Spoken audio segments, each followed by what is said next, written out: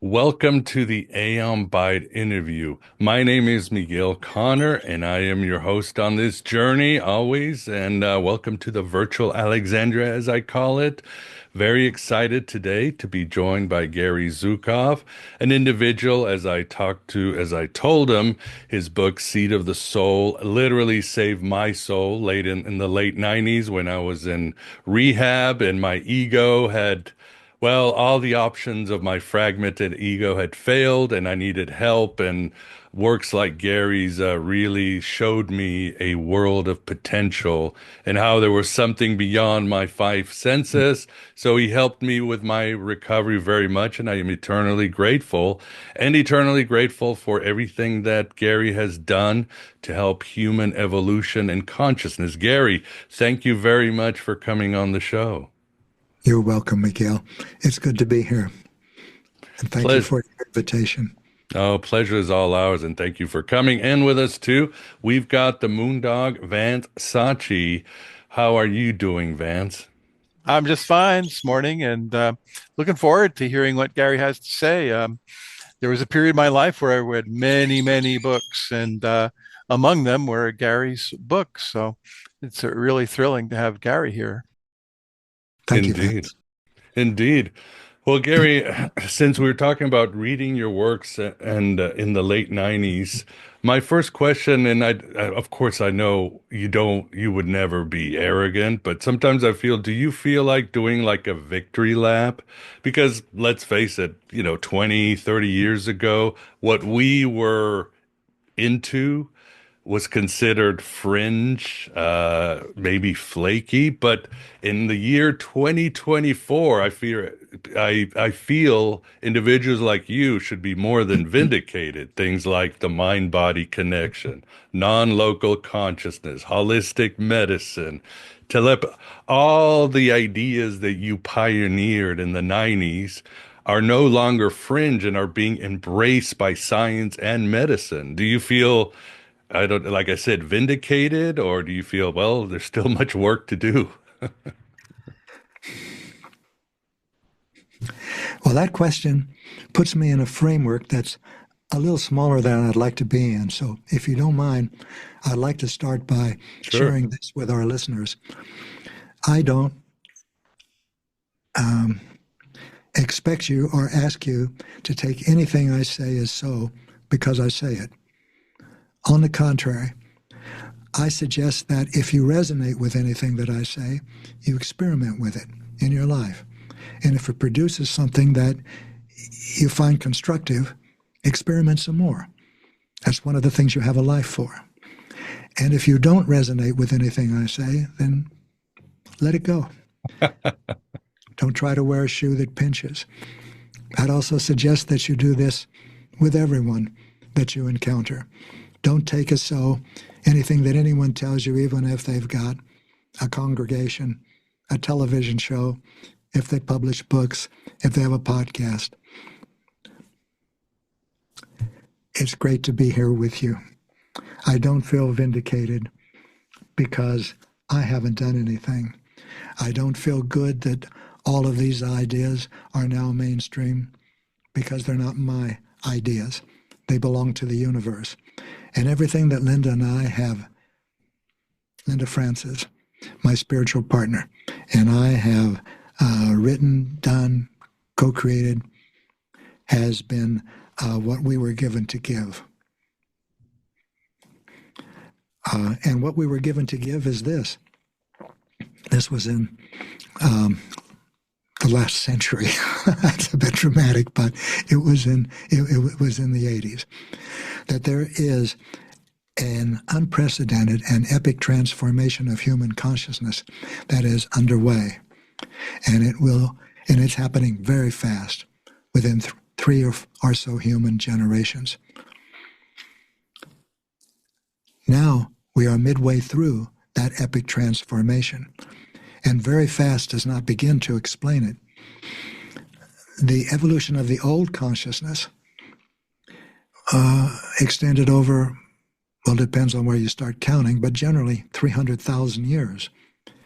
So to say that a new consciousness is emerging in the entire human species in 3 or so human generations is almost incomprehensible, but it's not. But it is faster than an eye blink, faster than a heartbeat, from the perspective of what we used to consider evolutionary time. The old consciousness that we're leaving behind was limited to the 5 senses. If something could not be seen or heard or tasted, touched or smelled, it was considered fantasy or illusion or New Age propaganda. Yeah. The new consciousness is not limited to the 5 senses, which means that we now have the ability and are accessing experiences beyond the Earth School. The Earth School is a term I'm using, for this domain of time and space and matter and duality into which we were born, and from which our souls, not our souls, but from which the incarnation that we have will die, in which the incarnation that we are will die. To be in the Earth School and to have a personality are the same thing. Your personality has a birthday and a death day. As we become multisensory, which is the new consciousness, we begin to experience that we have a part of ourselves that is immortal, and that is the soul, or what we're calling the soul. By we, I'm talking about Linda Francis and I, and the way that we've presented these things over the last several years. Power to the old consciousness was understood as the ability to manipulate and control. That power, external power, is now obsolete. But it's more than obsolete. It's counterproductive to our evolution. It produces only violence and destruction. Now we're in new territory. And this is where our conversation starts.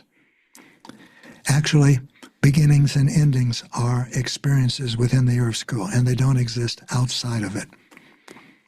But for convenience, we'll say that what I know and what I share began in this incarnation, when I woke. This is a little difficult to explain, because for years I was being taught, mentored by a non-physical mentor. Mm-hmm. And that mentoring has never been intrusive. It's never been directive, except twice. It's always shown me my experiences in a different way, allowing me to see them in a new light so that I could use them more effectively and lovingly. And this learning process that I've been on has taken me to places that are wonderful. And I will share all of them with you, or whichever that you prefer to look at. But we are going to new destinations in new ways. The new understanding of power is the alignment of the personality with the soul. That means with harmony and cooperation and sharing and reverence for life. You could also say that authentic power, which is in contrast to external power, is the ability to distinguish within yourself between love and fear, no matter what's happening inside you or what's happening outside you. For example, what's happening inside you could be depression, mania. It could be despair, competitiveness, superiority, inferiority, entitlement, need to please. It could be an obsession or an addiction. What's happening outside of you could be another 9/11 type event, Mhm. or a huge natural event, catastrophic event, like a tsunami, like a tornado, like a hurricane, like an earthquake. And no matter what's happening inside of you or outside of you, choose love. To be able to choose love. Well, choose love is, it's the song, it's the anthem of the New Age. And even people who don't know about the New Age want to choose love, some of them, a lot of them. But how do you do it when you're angry? How do you do it when you are jealous? How do you do it when you're competing? How do you do it when you're judging someone else? How do you do it when you want to kill someone else? How do you do it when you want to kill yourself? Mhm. This is what creating authentic power allows you to do. And more than allows you, more than enables you to do, it provides you with our new evolutionary requirement. In other words, we are in a dramatic transformation from a 5-sensory species that evolves by surviving and survives by pursuing external power, manipulation, and control, into a multisensory species that evolves by growing spiritually and grows spiritually by creating authentic power. This is our new terrain. Miguel, is there anything else? No, beautifully said. Love your words. At the same time, and I know these are the challenges in your book, Universal Human really hits the challenges, I think, correctly. Addiction, environmental issues, depression, everything that seems to be peaking again, 2024 seems to be happening. It's almost, I don't know. Well, we go back to the old saying, it was the best of times, it was the worst of times, right? So it's human beings are at a crisis in your book. Again, Universal Human deals, we are at a turning point. Well, I don't think the universal human or I use terms like crisis or peaking. Hmm. We are simply midway through this epic transformation. And the recent election in the United States shows that graphically. About half the people in our country are looking at things one way, and the other half are looking at things the other way. And this is not limited to the United States. This species-wide transformation in consciousness has no national or geographic boundaries. It's happening to business people in Germany. It's happening to rice farmers in Vietnam. It's happening all over the world. And it's not better or worse. We are not better than since people are listening to us, they are multisensory. But we are not superior in any way to those who are still 5-sensory. It's simply an ebb and flow in the movement of evolution.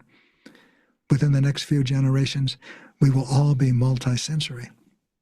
But we will not all be necessarily authentically powerful, because authentic power is not a gift, as the new consciousness is. Authentic power is a potential that comes with the new consciousness, and we have to create it. And everything that we share, Linda and I, is about that, is about creating authentic power. Beautifully said indeed.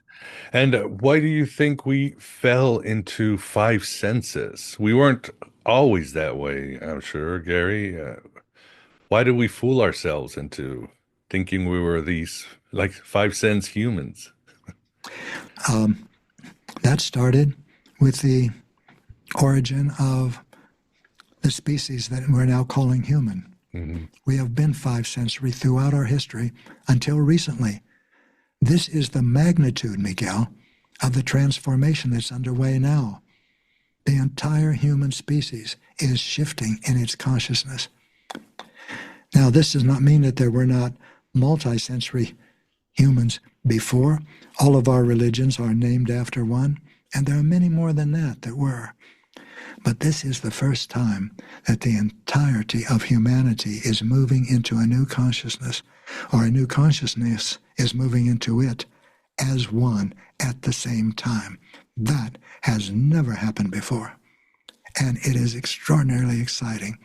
I'm very optimistic. Things are not peaking. They're simply reflecting the fact that this new consciousness has emerged in hundreds of millions of individuals. Now, people that are younger than I, younger than we, for example, millennials and Gen Z, Mhm. they were not born with the old consciousness as we were. They were among the first generations to have the new consciousness from birth. So for them, the term new human consciousness is not meaningful. To them, it's simply human consciousness. And so it helps to explain why the world is the way it is, because they know, they sense that something big is happening. They can see the world around us crumbling. They can see our social structures disintegrating. And they also see that the things that used to make them better make them worse. And they want to know why. They don't, some of them, yet understand that we have inherited this world from a five-sensory species that evolved by surviving and survived by pursuing external power. And these people, millennials and Gen Z and all of us with the new consciousness, want to contribute, want to give in meaningful and significant ways. And that's what I love most talking about, because that's what we were born to do. Wonderfully, beautifully said again.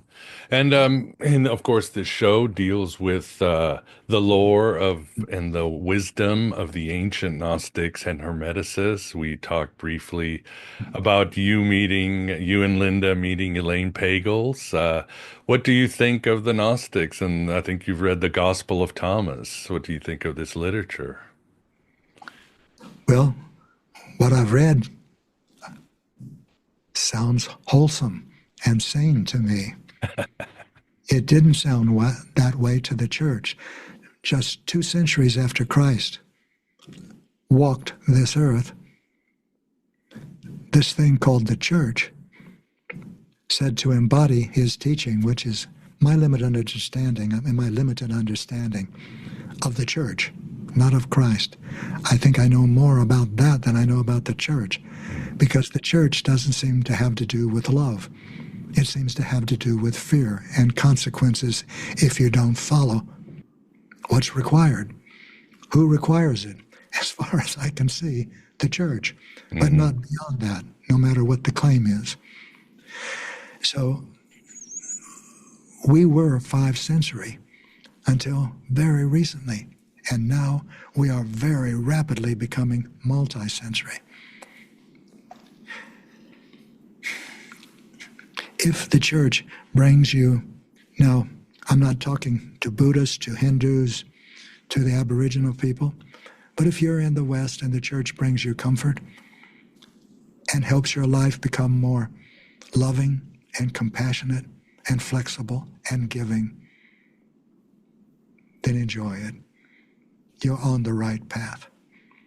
If there's any fear involved in you, explore other belief systems. You can.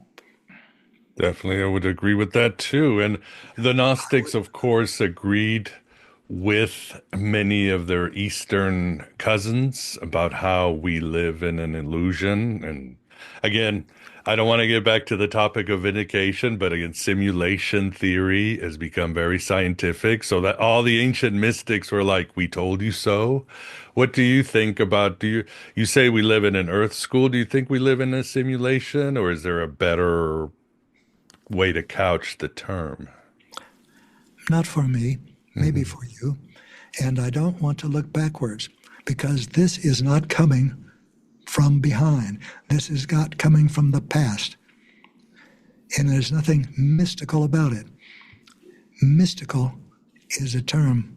In other words, to five-sensory consciousness, a great deal, everything that is not under, that is seen only for what it is in the moment, is a mystery. From the new consciousness, we are able to see things and experience them that previously required faith or trust. This is the new consciousness. It is not rooted in the past. There has been wisdom in the past, and it has affected us.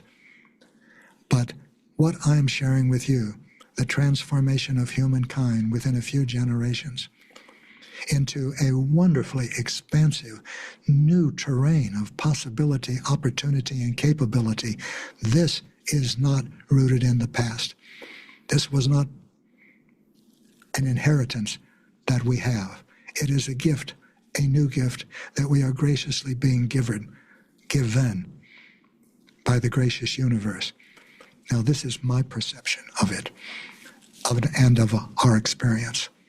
Indeed. And yes, but you also speak of non-physical intelligence that are helping us out. Do you think they're very active today? Again, I won't bring up the vindication again, Gary, I promise. But again, UFOs were thought to be fringe. Now it's switched. Now, if you don't believe in UFOs, you are the fringe in a lot of circles. But do you see we are being helped by other forces? Let's define that, because we can refine as well as define. I do not consider UFOs help from the heavens, except in a poetic sense. Yet we have always received help from non-physical teachers. When we were five-sensory, we received help, but five-sensory humans were not able to recognize that or utilize that consciously because of the limitations of their awareness. Now we are able to utilize that and be aware of it. Do I think that this is just happening now? No. We have had help, non-physical assistance. Well, as long as the Earth School has existed, this is and before. Now, by the way, everything non-physical is not a teacher with a capital T. I've heard some people channel what they say are non-physical entities, and without being modest at all, they're not very smart. There are non-physical entities that don't know any more than you know. I'm not even sure they're non-physical entities, but the people who channel them feel that they are. So do not confuse non-physical reality with wisdom. Non-physical reality is a part of all that is. All that is, and we are that. And that is where our new consciousness is taking us. But at the moment, the headliner, the big news is the transformation from five-sensory to multi-sensory in a very fast manner. What do you think, Vance? Do you have any questions for Gary? Well, yeah. How is the experience of a multi-sensory human different than that of the five-sensory human? I mean, what kinds of things, what kinds of thinking or experiences are open to them now if they're multi-sensory? If you have a thought, for example, that you are more than a mind and a body, that is a multi-sensory experience. If you have a thought that the world is more than random, that there's things you can learn from it about yourself, not about the world, that is a multi-sensory experience. You know things about other people that the five senses did not tell you. That's a multi-sensory experience. You can meet someone walking toward you in the aisle of a grocery store, and in some way you know things about that person, and it's a real way. You know she's a very unhappy person. She just had a divorce. No one told you, but you know it. These are all multisensory experiences, and they're just a few. Just a few. And all of us are becoming multisensory. And there have always been multisensory people in our species. But now we're all becoming multisensory. And hundreds of millions of us are already. So, would you say that it entails the expansions of our consciousness to connect to what seems to be separate consciousnesses, but really we're really all connected and part of a greater consciousness? In order to connect something with something else, you have to have two things, and they have to be different. Yeah. We are accustomed to thinking and experiencing in terms of parts and the relationships between them. There are no such things, and there never have been. There is one, and all is that. And this is where your consciousness is taking you, if you choose. There is no right or wrong involved in this. There is no judgment and no reward. You can choose to create authentic power, which means access all of this in a way that you can experiment with it. But you are not rewarded for doing that, and you're not punished for not doing it. You simply don't change. Mm. And if you do experiment with your life, you can see for yourself that you have the power to change it. And it has to do with the simple tools of creating authentic power: emotional awareness, responsible choice, and consulting intuition. The rest of it is up to you. You have to do it. It's a matter of commitment and intention. There are only two intentions that are fundamental in the Earth School. I mentioned that the Earth School is a domain of duality. Mm-hmm. That means for every this, there is a that. Every large, there is a small, male, female, night, day. And these are perfectly balanced or mutually exclusive, put it that way. The fundamental duality in the Earth School is love and fear. The opposite of love is not hate, it's fear.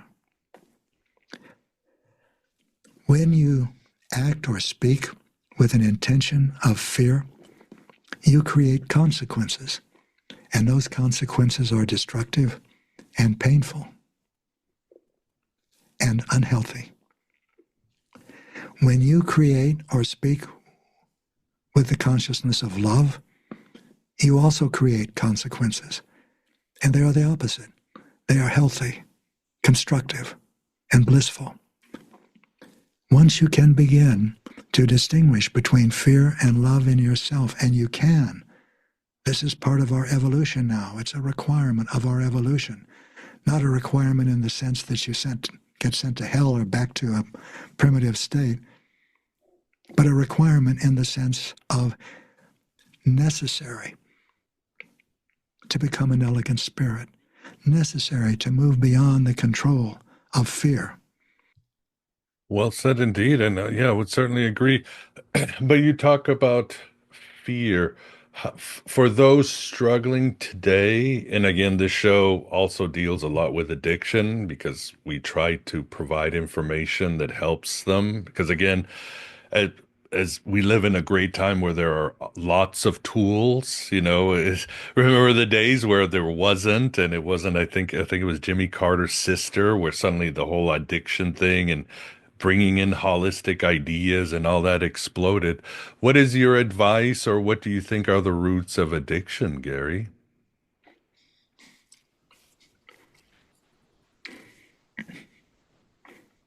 We've been talking about love and fear. Mm-hmm. You experience fear in many different ways. Yeah. I've named a lot of them: sorrow, grief, despair, hopelessness, anguish, overwhelm, competitiveness. There are many experiences. There are also different experiences of love. You experience that as gratitude, appreciation, caring, contentment, patience, awe of the universe. In order to distinguish them, it's necessary to develop emotional awareness. Mm. Emotional awareness means awareness of your emotions in terms of your bodies, of your body. For example, when you have a painful emotion, look inside yourself, not outside.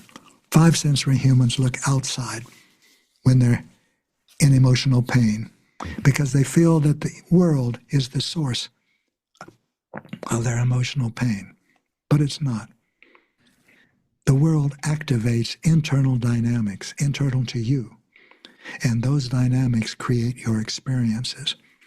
And I've been talking about them, frightened, and calling them frightened parts of your personality and loving parts of your personality. When you're experiencing a painful emotion and you look inside yourself, put your attention in your throat area and your chest area and your solar plexus area and see what physical sensations you're experiencing there. And I don't mean good, bad, bubbly, happy, light.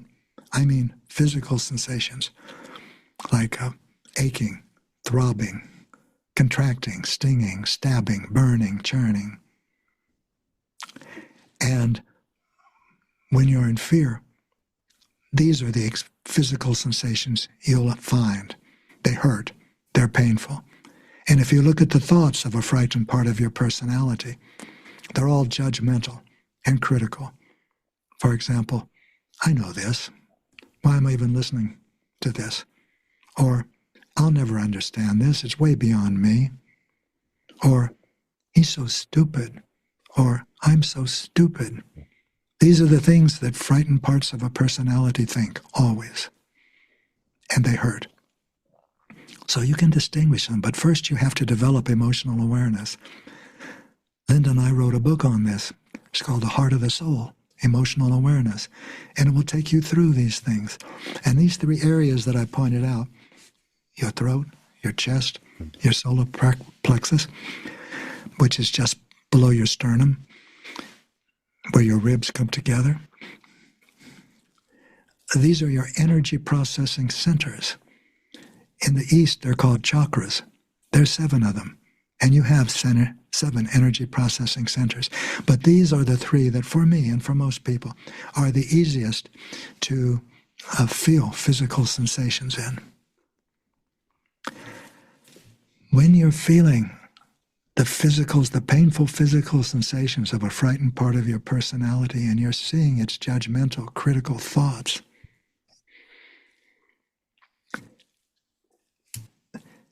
you use your volition, your free will, to move your attention to a loving part of your personality.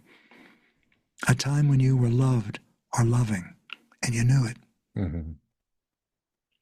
And then choose to act or speak from that part of your personality while you're experiencing the frightened part. That's the moment of creating authentic power. That's where the rubber meets the road. As you do this again and again, the frightened part of your personality that you are challenging begins to lose its control over you. Mm-hmm. It still comes. You still feel it. It still thinks its thoughts, but it doesn't control you the way it did.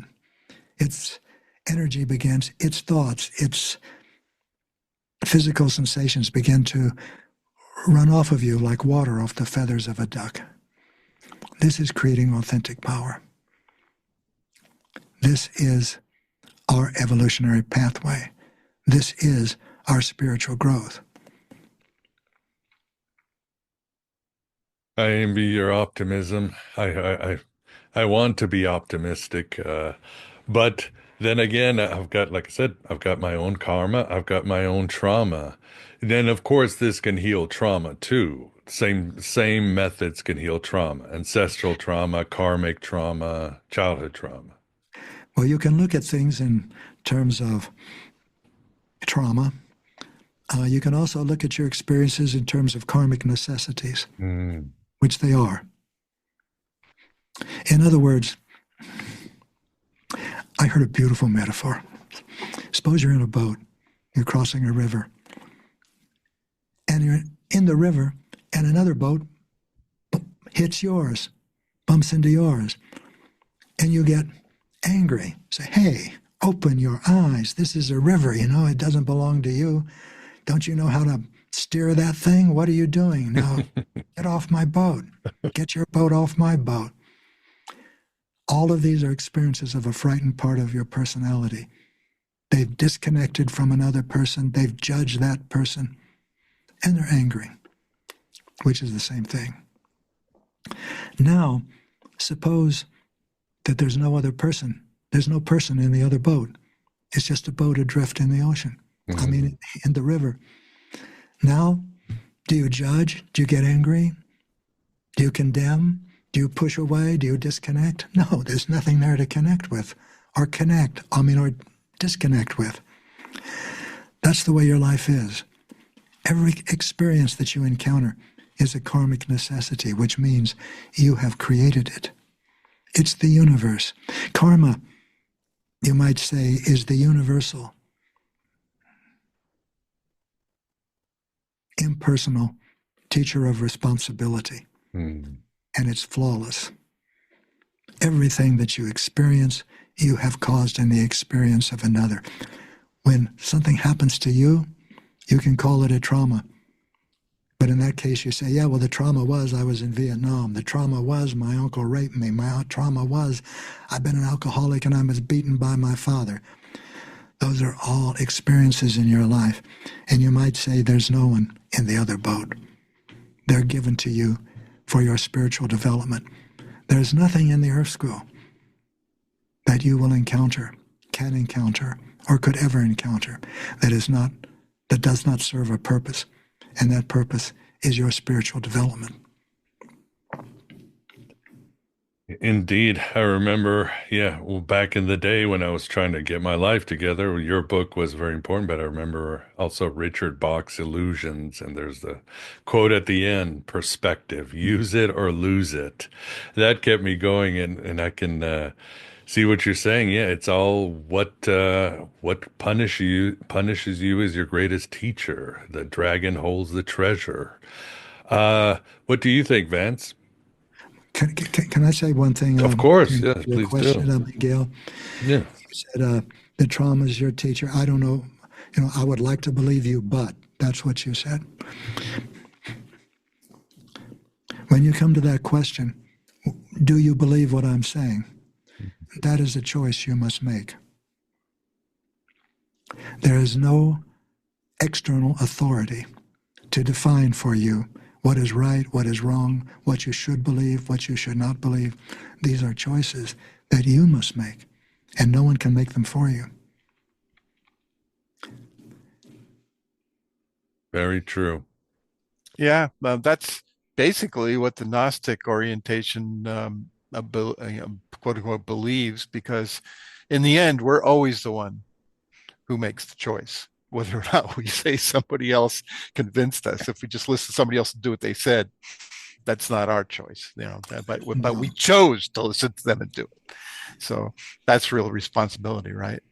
So yes, exactly. That is a big word, Vance. Responsibility. You are responsible for what you create. Karma brings that to your attention continually. The Earth School continually brings frightened parts of your personality to your attention in a way that is difficult not to see because they hurt. And these are gifts. They are each showing you a part of your personality that you need to challenge and move beyond in order to give the gifts that you were born to give. yeah. How about dreams? Do you think dreams is an important part of the extra, the multisensory experience? They tell us anything? They're an important part of five-sensory and multisensory experience. But dreams are not about you. They're about your life, but they're not about what they appear to be about. You may have a dream about Miguel, for example, and that dream is instructive to you if you take the time to see its meaning, to feel its meaning. But it's not about Miguel. It's using an image of Miguel or your brother or your mother to teach you about you, but not about what you did yesterday or today. Dreams are archetypal. They show you larger movements of energy in your life. So yes, I think dreams are important. They're significant. I've studied Carl Jung also. Everybody who's interested in dreams has. And I think that he has done the best job of explaining them and the archetypes that they reveal and the universality of those archetypes. But now we have new archetypes, new human archetypes that were not in the human psyche, that were not in our collective consciousness, our individual consciousnesses when Jung lived, that were not in it just a little while ago. They are brand new archetypes. I've mentioned one of them, spiritual partnership. A spiritual partnership is a partnership between equals for the purpose of spiritual growth. Spiritual growth means creating authentic power. Five-sensory humans would have no appreciation of or understanding of or use for such an archetype, a partnership between equals to grow spiritually. Multisensory humans see that clearly as the archetype that is now replacing every other relationship archetype in the human experience. Marriage, romantic attraction, business connections, educational, parental. All of those are being swept away with the emergence of the new consciousness. And in its place, in this case, is a brand new archetype called spiritual partnership. Call it whatever you choose, but it's there, and it affects our action, and it controls it. And spiritual partnership does not require kirtan or mass or icons.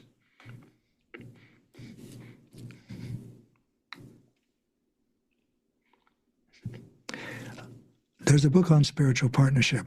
I wrote it, and it's called Spiritual Partnership. And I suggest you take a look at it.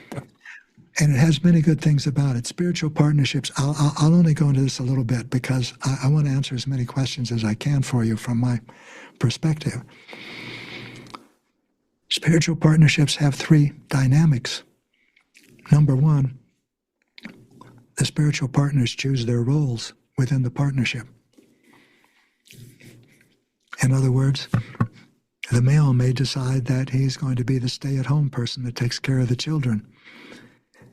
And the female is going to create the business, go out into the world. But it's not only in the spiritual partnership, it's in their lives. Well, this is another archetype, new male and new female. But we'll go into that perhaps later. The second dynamic of spiritual partnership is spiritual partners stay together as long as they grow spiritually together. There's no security in a spiritual partnership. When you're in a spiritual partnership, fasten your seatbelt, because your relationship, your spiritual partners are going to bring into your awareness all of the frightened parts of your personality that you need to experience fully and challenge and move beyond the control of. And they'll also bring into your awareness the loving parts of your personality that you can cultivate by realizing that this is not a transient or an ephemeral good feeling experience that you won't be able to remember in 3 days. This is a loving part of your personality. Benchmark it, note it, remember it, so that you can return to it when you're creating authentic power. When you're in a frightened part of your personality and you decide to act from a loving part, this is a loving part. Remember it. Keep it with you. It's a gift. Yeah. When spiritual partners cease to grow spiritually, the raison d'etre of their partnership, it no longer exists and it falls apart. The partners simply begin to lose interest in one another. This is the opposite of a marriage partner. Marriage partners think, I've got you for life, good or bad. I can be sick or happy, you're mine, and you're going to take care of me. And yeah, I have to take care of you too, but sometimes we don't think of it that way. None of that is a part of spiritual partnership. Just the consciousness of the words is different. A husband is someone who husbands resources, takes care of them, manages them, utilizes them, uses them. Wife is, that word means chattel. Chattel is personal movable property. A wife is the personal movable property of her husband in terms of the consciousness of these words. No one multi-century will allow that to be part of their lives. That's why spiritual partnership is a partnership between equals. Now, there's a third dynamic of spiritual partnership. Spiritual partners share with one another the things they are most frightened will destroy their partnership. Mm-hmm. For example, I'm attracted to this other person. For example, I can't stop drinking. For example, well, there's lots of examples. All of the frightened parts of our personalities. This is the opposite from marriage partners and friends. They don't want to rock the boat. Spiritual partners know how to swim. Put it that way. This is our present and our future, except in the consciousness toward which you're moving. There is no future, so don't try to control it. There is the present. There is now. Everything is in the present, with the present, through the present, and you are the present. There is none other. You make your decisions now, not in the future that doesn't exist, not in the past that doesn't exist. Whatever you decide to do, in whatever context, you are deciding it now. That is the only time you ever can decide it. And that decision is one that only you can make. Beautifully said, indeed, and wise words. Well, we are getting towards the end. Vance, do you have any last questions for Gary? Yeah, in the multisensory era of humankind, um, is there a network of spiritual partnerships that would be emergent instead of corporations or our usual five sensory organizations in society? What's Yes, society like? yes, absolutely. And it's not an era. It is where we are now. This is our evolutionary modality. It's not an era like, I don't know, Paleolithic times. No. This is what we Okay. are. There's no end to this in the Earth School. You might say the end of this, well, I won't go there, but the Earth School itself is not. Let me put it this way.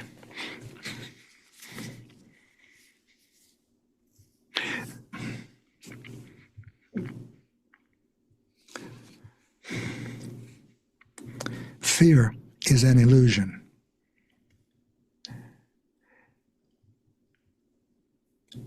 The entire realm of fear is an illusion. It doesn't exist. Love is real. Love exists. Fear is the illusion. That's why John Lennon never wrote a song, All You Need Is Fear, because it's ridiculous. Everyone knows that. All you need is love, because that's the only thing that's going to take you in the direction you want to move, toward harmony, cooperation, sharing, reverence for life, contributing, receiving, joy, vitality, creativity. That's where love takes you. When you choose love, that's where you choose to go. And the Earth School is an ongoing requirement to choose. And you are a chooser. You are a powerful and creative, compassionate and loving spirit. And the pain in your life is a measure of the distance between that reality and your self-image. The Earth School is an exquisite learning domain. Linda had a vision when we first came together of small circles, maybe 6 people around the world, creating authentic power and spiritual partnership. And we've held that vision ever since. We've just created a nonprofit foundation called the Foundation for the Universal Human. Mm. And it is in support of exactly this vision. So if you want to know more, we just created it, so we don't have a website yet.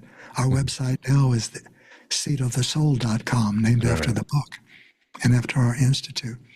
But I encourage you to go there. There's a lot of things. All of them will support you. You can explore any of the things that I've talked about. And we've just created a podcast called the Gary Zukav Podcast. And I invite everyone to come to that. It's 20 minutes once a week. We call it a soul feast. And there's little things that happen every Monday. And every Friday, we publish something else, a little thing. May or may not be related to the soul feast. We call it a soul snack. So come and feast or snack with us. I'd love to talk with you. For sure. And we're always thinking of other ways that we can support people in creating authentic power and understanding authentic power and experimenting with it and spiritual partnerships. And thank you so much, Miguel, for inviting me onto your podcast to talk about these things. It's been a joy talking with both of you. Likewise, Gary. Thank you very much for coming on. Yeah, thank you, Vance. And we will have, of course, on the show notes when this comes out, links to Gary's website. So check out his podcast and everything else. And definitely read his wonderful books. And yes, well, thank you, Gary. And thank you all. And we will talk sooner rather than later.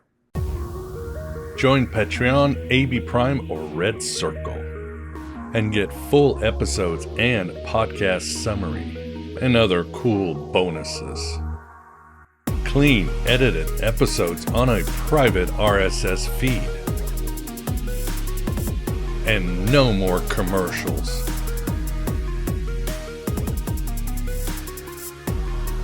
Support Aeon Byte.